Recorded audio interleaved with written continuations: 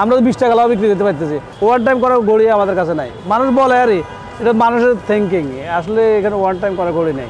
গড়ির দোকান এটা হচ্ছে 34 বছর এই জায়গায় সব ধরনের গড়ি আছে। আমার যখন বয়স 20-22 বছর তখন থেকে আমরা ওইখানে স্ট্যাম্পুতে গড়ি আর বিক্রি করতাম, এখানে হাতে গড়ি। আস্তে আস্তে আস্তে আস্তে কম আমরা এই পর্যন্ত আসে বুঝছি।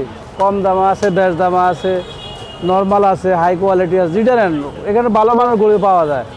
একবার নর্মাল না, আর গড়িগুলো টিকসই গড়ি, এগুলো ওয়ান টাইম মানুষ বলে আরে আসলে মানুষের মুখের ভাষা। সর্বোচ্চ ব্যাটারি যাবো, ব্যাটারি গেলে আপনি পাল্টাতে পারবেন, বাস এটাই। গড়ি ফালা যেন কোনো যুক্তি নেই, এগুলোগুলো ব্যাটারি পাল্টালে চলে। সব গড়ি এখানে যতটি গড়ি আছে ওয়ান টাইম কোনো ভাষা নাই এখানে আমার কাছে। সব গড়ি ব্যাটারি চলে গেলে পাল্টাতে পারবেন, ওয়ান টাইম করা গড়ি আমাদের কাছে নাই। মানুষ বলে আরে এটা মানুষের থিঙ্কিং, আসলে এখানে ওয়ান টাইম করা গড়ি নেই। ব্যাটারি আমরা চেঞ্জ করে দিয়েছি, ব্যাটারি আমার কাছে পাওয়া যায়।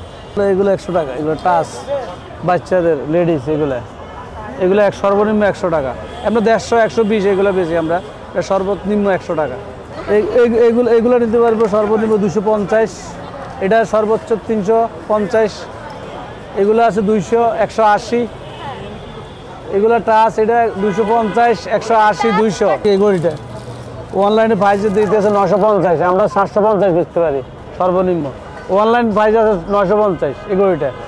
এটা মানসম্মত গড়ি। এগুলো আমরা তো 20 টাকা লাভ বিক্রি করতে পারতেছি। ওদের তো বিভিন্ন ধরনের খরচ আছে, ওদের শোরুম ভাড়া আছে, কর্মচারী বিল আছে। আমার তো এত কিছু নাই, আমরা যা কামাই আমরা 1000 টাকা করে চলে। আমার টার্গেট হলে 1000 টাকা আলহামদুলিল্লাহ। আর ওদের টার্গেট তো রেলি 10,000 টাকা কামাই দেবো। এই পাবলিক তো নিতে দেবো 5 টাকা জিনিস 15 টাকা, আর আমরা তো 5 টাকা 6 টাকা বিদে পাবলিক ব্যবহার করতে পারতেছে।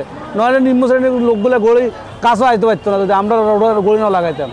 যদি আমরা রোড ফুটপাতে গড়ি কিবে শার্টগুলা, ক্যাপগুলা, তোয়াইলাগুলো না বিক্রি করতো, সাধারণ মানুষের হাতে না গালাচ্ছে, এগুলো ব্যবহার করতে পারতো, স্বপ্ন করতে পারতো। এগুলো স্টোরে একটা গড়ি লাগালে সর্বনিম্ন 500 টাকা, আমরা তো 200 টাকা বিক্রি করতে পারতেছি।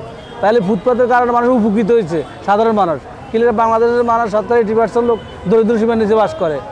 এই দরিদ্র সীমার নিচে বাস করে আমরা উপকৃত হইতেছি, পাবলিক উপকৃত হইতেছে। নাহলে শোরুমে গেলে একটা দোকানে অ্যাডভান্স আছে 20 লক্ষ টাকা, একটা কর্মচারী বেতন 30,000 টাকা, একটা দোকানে দেখো 4টা সেলম্যান আছে 1,20,000। তাহলে টাকাগুলো কে পাবলিকের থেকে নিব না?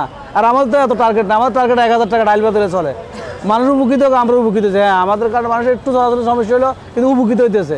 আমরা যদি রোডে না থাকতাম, পাবলিক জামা গায়ে পড়তে পারতেন 100 টাকা দিয়ে, অন্তত 100 টাকাটা জামা নিতে পারতেছে। একটা গেঞ্জি একটা পড়তে 100 টাকা গঞ্জিটা 1000 টাকা নিত।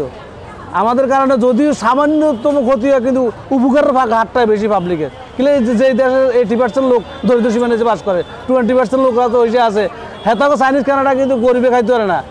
গরিবের খানাটা কিন্তু হেতারা ফুটে খাইতে পারতেছে 120 টাকা দিয়ে। এদেশের মানুষ কথা বলে যার যার স্বার্থ নিয়ে, স্বার্থের প্রতি কিন্তু আঘাত পড়লে সে কথা বলতে রাজি না। এটাই বাস্তবতা। আসলে এই দেশের বাস্তব নিয়ে কথা বলতে রাজি না। কেউ বাইরে ডরায়, কেউ কাগরে ডরায়, কেউ শাসারে ডরায়, একজনের কাছে জিমনি। আমরা তো কারো কাছে জিমনি, আমরা আল্লাহর কাছে জিমনি। আমরা তো কারো করে তো আক্কা করি না, কিন্তু আমরা রুজি করি ভাত খাই। আমরা কারো কাছে চাঁদাও খাই না, কারো কাছে ফিসও করি না, কোনো চিন্তাবাদও নাই। আমরা সর্বনিম্ন 350 টাকা, এটা 250, এটা 200, এগুলো 200, কিলো সর্বনিম্ন 180, এইভাবে। এগুলো 250 সর্বনিম্ন। হ্যাঁ, 250 এগুলো সর্বনিম্ন ডিসপ্লে যা আছে 250, সর্বনিম্ন 250। এর নিচে কোনো করে বিক্রি হয় না। এটা সর্বোচ্চ আমরা 750 বেশি, অনলাইন প্রাইস আছে 1050, 950 নেই ওরা। আর এগুলো আছে ওয়াটারপ্রুফ 300 টাকা, এগুলো পানি যাবে না 100%। এটা ফার্ম গেট ইন্দিরা রোডে।